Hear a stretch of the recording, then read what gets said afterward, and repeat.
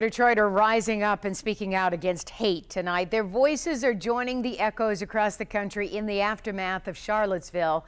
7 Action News reporter Andrea Isom is live in Dearborn tonight with their message. So, Andrea, what are they saying? You know, Carolyn, tonight was all about healing.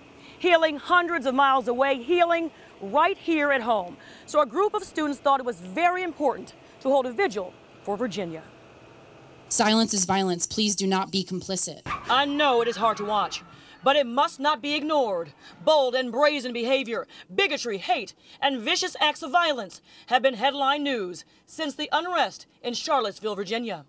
And I can tell you this, all of what I saw and heard left me heartbroken.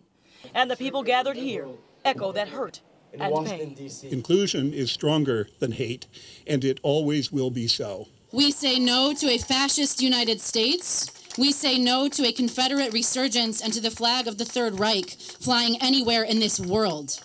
We say yes to a free Palestine.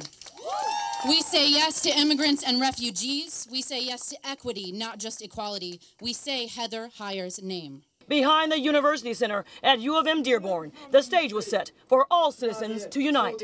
3 people lost their lives in Virginia, and this vigil is in honor of them. The call on this campus, unity, peace, acceptance, and love. If we can get over us and them and begin to just focus on us and take everyone as they are, not want them to be something else. This Michigan man has made it his mission to fight for what is right. Former Congressman John Dingell being deliberate with his words, his desire for harmony, and denouncing, condemning, rejecting all those who spew hatred and the host of those who have or are willing to hurt, harm, or kill for it. In this town and in this country, we stand for something. We stand for the preservation and the protection of the rights of Americans.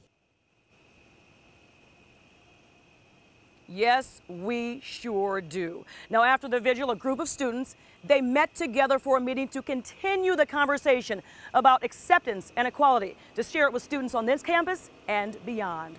Reporting live in Dearborn tonight, I'm Andrea Isom, 7 Action News. Thank you, Andrea.